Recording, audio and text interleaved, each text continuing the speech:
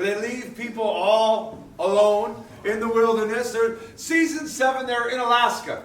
And each person has 10 items that they're allowed to bring. What would you bring? A saw, a hatchet, a bow and an arrow, maybe some flint, a sleeping bag. One particular guy, he had gained weight. He was a survivalist by the name of Roland Welker. And Roland knew what it took to survive in the harsh cold of Alaska. But most people there, they take a tarp and they build a little tent. But he had another idea. If you've ever watched the show, the first episode of every season, you can tell who the first person out will be, the person that talks the biggest. There's some tough guy. I'm from the mean streets of San Bernardino.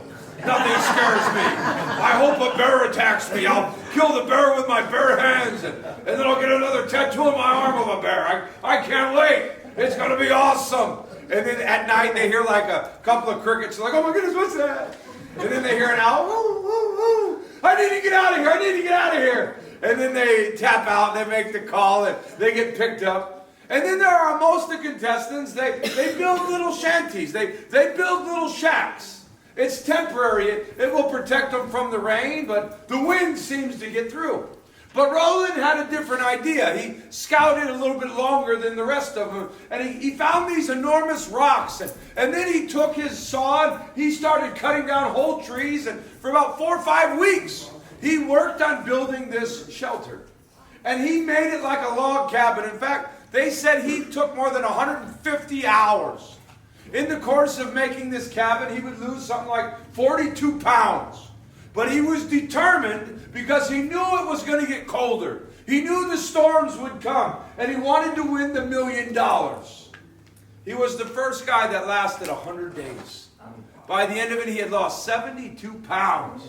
But don't worry, he would gain it back very quickly with the $1 million he won. Everybody else had this temporary idea. I'll build a tent and then I'll move it up. I'll build a quick shanty, a quick shelter. But he said, no, I'm going to be here for 100 days and win. So he built a 12 by 10 where he could stand up, had a fireplace. I mean, the guy almost got bored after it was made.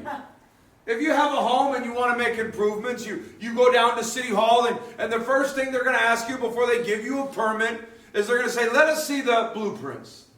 God has blueprints. He has blueprints for your life. If you have a Bible, go ahead and turn to the book of Genesis chapter 6, and then we'll